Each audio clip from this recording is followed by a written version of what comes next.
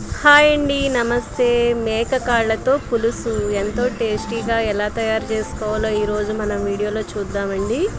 ముందుగా మేక కాళ్ళను తీసుకొని ఉప్పు పసుపు వేసుకొని బాగా వాష్ చేసుకోవాలండి. Chicken, mutton, fish, non veg item ఏదైనా సరే ఉప్పు పసుపు వేసుకొని వాష్ చేసుకోవడం వల్ల బాగా క్లీన్ అవుతుందండి. స్మెల్ కూడా రాకుండా ఉంటుంది. తరువాత స్టవ్ పై కుక్కర్ పెట్టుకొని ఆయిల్ పోసుకోవాలండి. తరువాత ఆనియన్స్, పచ్చిమిర్చి, టమాటా, ఉప్పు పసుపు వేసి బాగా వేగించుకోవాలి. తర్వాత ఈ కాళ్ళను కూడా వేసి కొంచెం సేపు బాగా వేగనివ్వాలి. ఈ మేక కాళ్ళ రెసిపీ చాలా హెల్దీ అండి. దీనివల్ల మనకు కాల్షియం పర్సంటేజ్ కూడా బాగా అందుతుంది.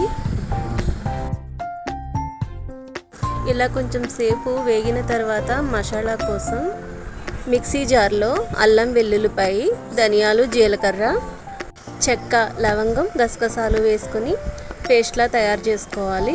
ఇలా తయారు చేసుకున్న పేస్ట్ను కర్రీలో వేసుకొని మరి కొంచెం సేపు వేగించుకోవాలండి. తరువాత తగినంత కారం కూడా వేసి మరి కొంచెం సేపు వేగనిచ్చిన తర్వాత ఒక గ్లాస్ వాటర్ పోసుకొని కుక్కర్ విజిల్ పెట్టేసుకోవాలి. 5 to 6 విజిల్స్ వచ్చే వరకు కూడా ఈ కర్రీని మనం ఉడికించుకోవాలి. అలా ఉడికించుకున్న కర్రీలో చింతపండు పులుసు కూడా వేసుకొని మరి కొద్దిసేపు ఉడకనివ్వాలండి. తరువాత దీన్ని తాలింపు వేసుకోవాలి. తాలింపు కోసం స్టవ్ పై కడాయి పెట్టుకొని ఆయిల్ వేసి ఆనియన్స్, వెల్లుల్లిపాయలు, జీలకర్ర, ఆవాలు, మెంతులు, కరివేపాకు, ఎండుమిర్చి వేసి వేగనిచ్చి ఆ తాలింపు మిశ్రమాన్ని కర్రీలో వేసుకోవాలి. అంతేనండి, ఎంతో టేస్టీగా మేకకాళ్ళ పులుసు రెడీ అయిపోయింది.